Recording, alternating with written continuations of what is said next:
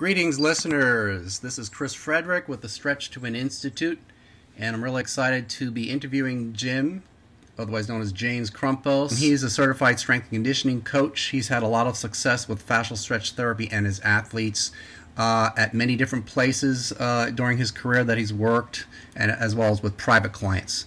So without further delay, welcome to this interview, Jim. All right, thanks, Chris. Appreciate it, man. I'm doing well. Okay. Like you mentioned, I'm the Director of Olympic Sports here at the University of Arizona. Performance Enhancement Coach. I've been doing this for about 14 years at 4 different universities, and just been very fortunate over that time to work with national champions and professional athletes in all different sports, and just been very lucky to be around some great coaches and some great programs. Awesome. Well, specifically, we're keeping the interview on the 15-minute side, so we're gonna get right to it. I'm interested in how you use your training as certified fascial stretch therapist. In summary, do you have success with that at all? Yes, no, a lot of success with it. Mm-hmm. The athletes absolutely love it. Here's the biggest things that it's done for me. Okay. Number one, it's given me a lot more insight to my athletes. We all do assessments. We do strength, power assessments. We'll do some people will do some type of flexibility assessments. But when I get an athlete on the table and I'm really able to spend some time with them and see what's going on with them, fascially and what restrictions they might have, it gives me a lot more insight into what I need to do programming-wise, in addition to my other assessments. And there's kids I get on the table, or athletes I get on the table, and I start trying to look at their hips, and it's like, wow, I'm not going to load this guy for a while. Like, he can't even move. He's so restricted. Now according to my knowledge, coaches like you don't usually get guys on the table to do assessments. Is that true? Or is that wrong? Yes, I would say that, that's very rare. I have a couple other colleagues in the field that are certified that might do a little bit of that. But you got to make an effort. I have over 100 athletes. Do I get all 100 of them on the table? No, but right. Do I try to at least get most of them on the table, 80%, and just do a couple assessments? Yes. Can you tell me then, let's focus on the table work, and we also have the core 4 and other things we taught you to do on the floor. Can you briefly and concisely get to the point about what you do on the table with FST assessments that actually gives you an edge that you didn't have before you did the FST training, that gives you answers, tells you what to do, and actually do a reassessment, you see a result? Yeah. I go right off the assessments that we learned in the level 1. Look at the hip internal external rotation, and the level 2, where we get them on the belly and look at their hip internal external rotation, look at their hamstrings, look at their iliopsoas complex, and that's kind of the quick one that I'll do. And basically, you're doing, excuse me, but you're looking at, so the listeners know, this is not just range of motion. You're actually looking at a movement assessment because you're moving the limb over and over through different planes of direction with rotation, spiral, diagonals, and so on. Short fascial lines, long fascial lines. I just want the listeners to know this is not just a simple range of motion assessment that everybody does.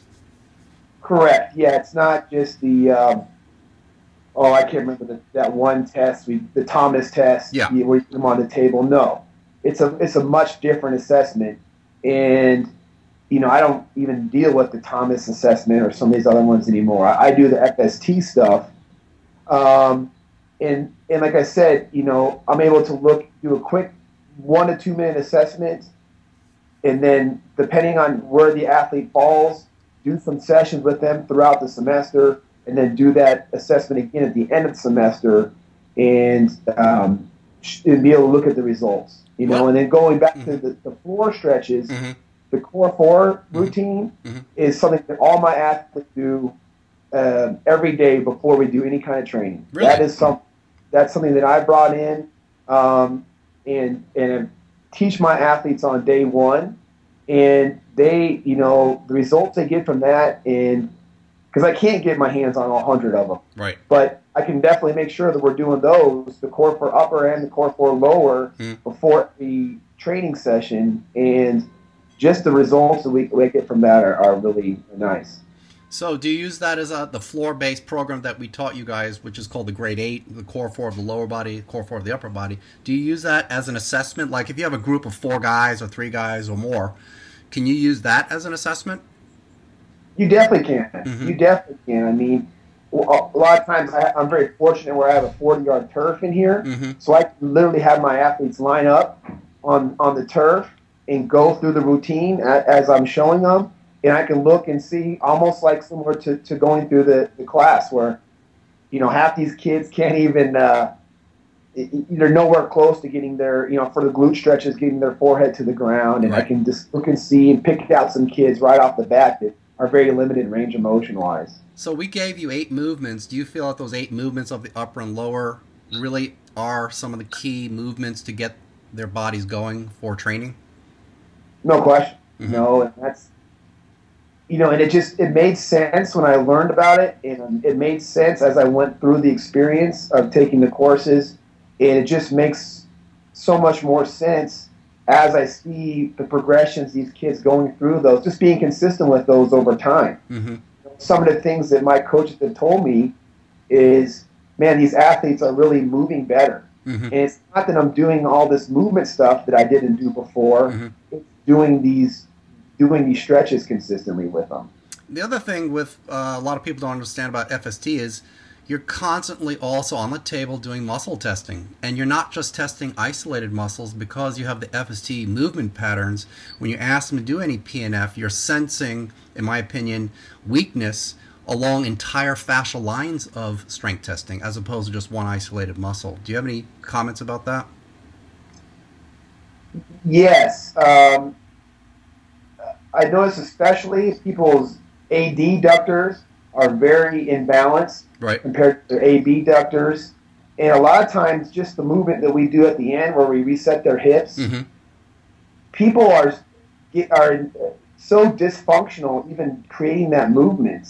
And I've seen improvement in the adductors just from people being on the table a couple times a week doing that thing at the end of a stretch.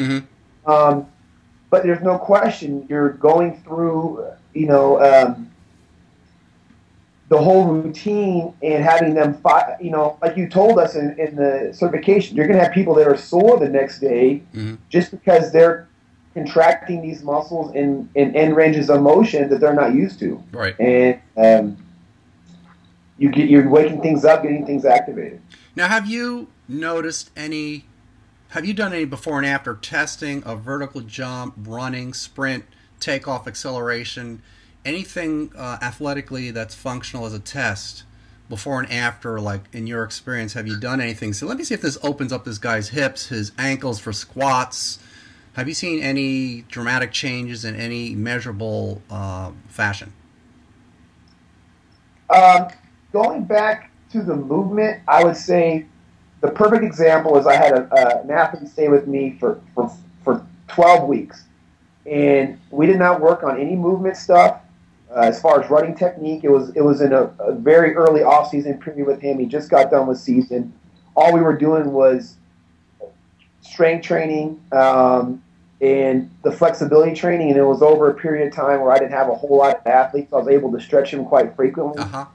After the 12 weeks, he went out early on for an early individual practice, and the feedback I got right away from the coaches is he is running and moving so much better. And that's like I was saying, we didn't do any running technique training. We didn't do any movement training at all. We were just doing traditional strength training and the FST, and just doing that, his hips opened up, his strides were so much better. I actually had another athlete, too, when I first started doing it, that his running during practice was always horrible. Like, he wouldn't get his knees up, his stride length was just bad. And he was a starter for us, a kid that we really needed. And after about a month of some consistent stuff on the table and stretching and going through the core 4 stretches, all of a sudden he was striding out better, he's getting his knees up and getting up and down the court better. And it's those type of things that the coaches notice without having to be a numbers thing, that they're moving better, they're playing better, they're getting up and down the court better.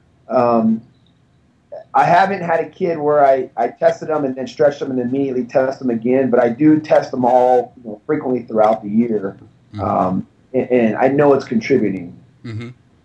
So do you think these techniques would be of use to other people in your position at universities across the country in athletic departments? No question. Mm-hmm. Everywhere I've been the first one. Every school that I've been at, I've been the first one to go through the training. And usually, especially the athletic training side or performance side, there's somebody within the next year going through the training as well, because it is so beneficial and because they see the results and because the athletes, there's only one of me at the school and I can't do it with 500 athletes a day. So people see the benefit very quickly. So in the past, coaches have said there's no extra time in our program to fit in stretching or anything like that. I fit it in before we even start because what I find with 90% of my athletes that come in here, they've already been doing their sport and a lot of them strength training year-round for years on end without stretching. By incorporating some simple stretches that only take a couple of minutes, their performance, whether you're talking about strength or power or movement, improves without having to do any extra strength training. So if I can get an improved performance, I'm going to do whatever I can to incorporate that. So usually my athletes come in and they know we're going to go through a 2 to 3 minute foam roll routine. We're going to go through our core 4 stretches, and then we're going to go through our mobility. I mean, if things aren't firing properly, if there's no structural balance, if they can't move and they're not immobile, then the strength training stuff is secondary. We have to have athletes that move. That's a good point. The primary, are we making better lifters or better athletes? I didn't come up with that quote, but my kids got to be able to move. I like that. Mm-hmm. What about mental? When you get these guys off the table and they could move better, that must do a number on their head, because they're disappointed. They're disappointing the coaches when their numbers are down or they're not running as well or performing as well. And then you get them on the table, you do these, the routines that we teach you do the core 4 and all that. Could you make a comment about mental? Because we all know once you got the physical, it's all about the mental when it comes to games and competition.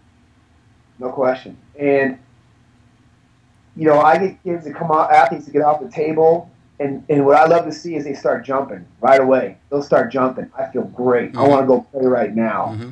And they'll start getting into their sport-specific stances and movements and start moving around and you can just see a smile on their face like, man, I feel good. I want to go. And I actually, with one of the teams, used to travel with my table, and I would get the starters for a 6 to 10 to 15 minute stretch in the locker room before each game. And same thing with the home game. And just the routine that we learned there, kind of a pre-game deal. It's not this long restorative routine. It's a get them ready to go routine. And, man, I mean, the kids get off the table. They feel great. They're ready to go. Well, listen, time's flown by fast. It's already 15 minutes. I want to keep the interview to about that time slot. There's so many more questions I'd love to ask you, Jim, but maybe for another time. I want to thank Coach Jim Krumpos down at the University of Arizona, is where you're the head coach there in the strength department, right? Is that correct? Yeah, I'm Director of Olympic Sports. Director of Olympic Sports. Got to get that right, that title right. I really enjoyed our time together today. I learned a bit. I hope that you listeners out there have learned a bit in how the grade 8 that we teach our professionals can really get athletes moving rather quickly. It's an assessment on the floor, and it's a performance enhancement as well. It works rather quickly in minutes, as you heard Jim talk about. And then we have the table-based training that you can spend more time with the athlete one-on-one, doing new assessments with strength testing and muscle activation, as well as flexibility assessment, and then getting immediate changes. So all in all, we hope you enjoyed this interview. We'll be back again with more. This is Chris Frederick with Jim Krumpos at the Stretch to Win Institute, stretch2win.com. If you want to have any sessions with Jim, He is listed on our directory of certified fascial stretch therapists and specialists over at stretchtowin.com. Thanks very much and have a great day.